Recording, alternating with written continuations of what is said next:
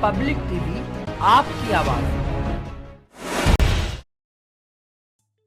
Tax federation की budget पर meeting राज्यपाल ऑफिस के सभागार में आयोजित की गई, जिसकी अध्यक्षता अधिवक्ता अरविंद कुमार सिंघल और संचालन हिमांशु महरासी द्वारा किया गया। मीटिंग में सर्वप्रथम सरस्वती पूजन किया गया। इसके बाद सीए परमिल अग्रवाल ने बजट में आयकर में हुए परिवर्तन की जानकारी दी और बताया कि 12 लाख तक की आय पर अब कोई टैक्स नहीं देना होगा। सैलरी वाले करदाता के लिए 14.65 लाख तक की आय को भी टैक्स से बचाया जा सकता है। नए टैक्स स्लैब में 24 लाख या अधिक आय वाले करदाताओं को 1,10,000 के टैक्स का लाभ मिलेगा।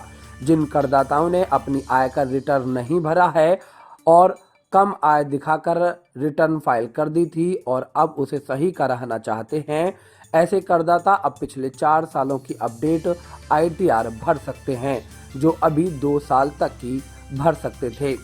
अंकित गुप्ता एडवोकेट ने TDS के प्रावधानों पर जानकारी दी। अंकित गुप्ता ने बताया कि 2025 से किराए की धनराशि अगर 5 लाख रुपए महीने से ज़्यादा है तो उस पर TDS कटेगा। उन्होंने ये भी बताया कि अगर कोई पार्टनरशिप फर्म अपने पार्टनर को पूरे साल में 2 लाख से अधिक का भुगतान करती है तो उस पर 10% की दर से TDS काटा जाएगा।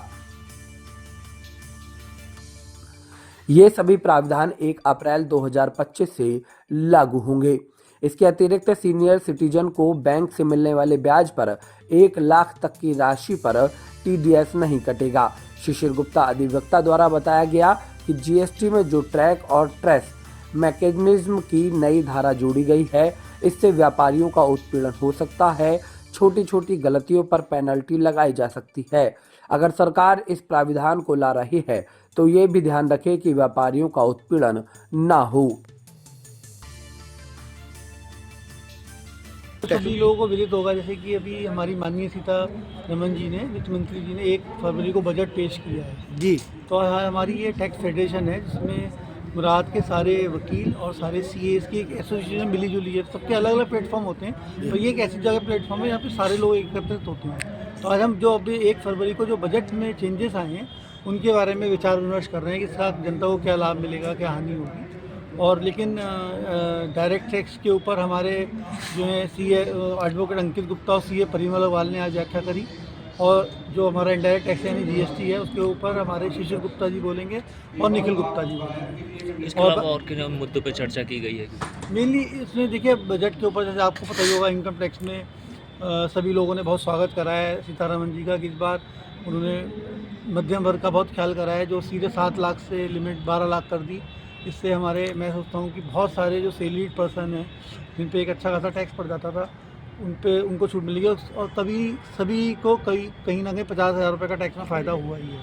अच्छा। जो और ऊपर और में इन्होंने स्लैब रेट में भी चेंज करा है, जिसका सभी वर्गों को फ़ायदा हुआ है, और सभी लोगों ने इसका बजट का दिल खोल के स्वागत करा। हाँ। हम ही लोग तो टैक्स की रिटर्न प्रिपेयर करते हैं, वकील करते हैं CA। अगर हम लोग अपने आप को अपडेट नहीं करेंगे, हम डे टू डे जो हमारे चेंजेस हो रहे हैं उनको नहीं रखेंगे, तो अपने क्लाइंट को भी कैसे जानकारी देंगे।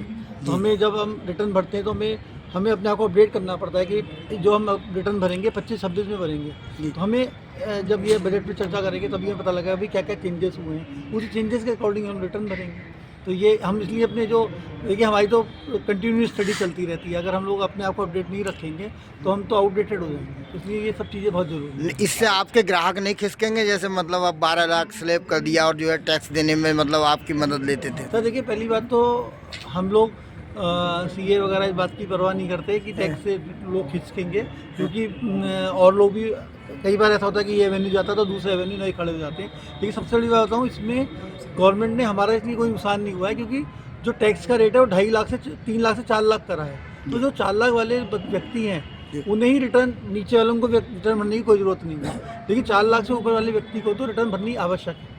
और वैसे आपको तो देखिए, वैसे भी मैंने देखा कई लोग जो लोग रिटर्न फाइल नहीं करते तो उन्हें बैंक से लोन लेना पड़ता है, उनकी रिटर्न कम भी होती तो भी वो फाइल करते हैं। संबंध में ये बैठक की है। मेरा नाम AK सिंगल एडवोकेट है और district income tax bar association का अध्यक्ष हूँ। इससे पहले मैं टैक्स फेडरेशन का चेयरमैन रह चुका हूँ। आज किस मामले को लेकर बैठक? आज टैक्स फेडरेशन में जब भी कोई बजट आता है, पिछले 35 साल से 1990 से लगातार हम इस तरह की मीटिंग करते हैं। इस मीटिंग में हमारे मुरादाबाद शहर के सारे एडवोकेट्स सारे एसोसिएशंस के चार्टर्ड अकाउंटेंट्स में शामिल होते हैं। करीब 100 से अधिक की हमारी गैदरिंग होती है।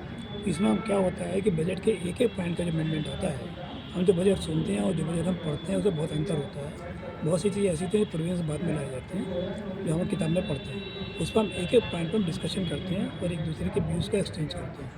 हमारा पर्पज़ ये होता है कि कोई भी चीज़ हमारे हम क्योंकि प्रोफेशनल है, हमारा कोई क्लाइंट हमसे कोई बात पूछने के लिए अगर आता है तो उसका हम सही जवाब दें और सही उसका हम राय दें। वो ये ना कहे कि हमारे वकील साहब को या हमारे सी साहब की बात नहीं पता थी। तो हम इसमें सारे कन्फ्यूजन्स दूर कर देते हैं। किसी प्रॉब्लम होती है उस पर डिस्कस करते हैं और नए वीडियोज आते हैं डिस्कस करते हैं। क्या लाख की लिमिट बहुत शोर लोग में था कि 7 से लेकर 12 लाख की लिमिट कर दी, 12 लाख की लिमिट कर दी। लेकिन इस 12 लाख की लिमिट में उन्होंने अब तक क्या हुआ करता है, जो हमें कैपिटल गेन होता था, आज हम देख रहे हैं कि बड़ी मात्रा में लोग शेयर्स में इन्वेस्टमेंट कर रहे हैं और एसएफजी में इन्वेस्टमेंट कर रहे हैं, प्रॉपर्टी इन्वेस्टमेंट कर रहे हैं। तो इससे जो प्रॉफिट हो क्या आता था वो इसमें शामिल रहता था छूट में हमारे। तो उन्होंने इसको अलग कर दिया कि मान लिया आपके पास 10 लाख की इनकम आ रही है, 2 लाख रुपये आपके पास वो प्रॉफिट आ रहा है, तो 2 लाख पे आपको अलग 20% के हिसाब से या 12.5% के हिसाब से 2 रेट अलग करें, आपको टैक्स अलग देना पड़ेगा। वो 2 लाख इसमें शामिल नहीं होगा, पहले इसमें शामिल हुआ करता था। तो ये बहुत महत्वपूर्ण ऐसा अमेंडमेंट है जो आम पब्लिक के नॉलेज में बजट के माध्यम से नहीं आया और यहाँ से हमारे पास आ रहा है। पब्लिक टीवी आपकी आवाज़।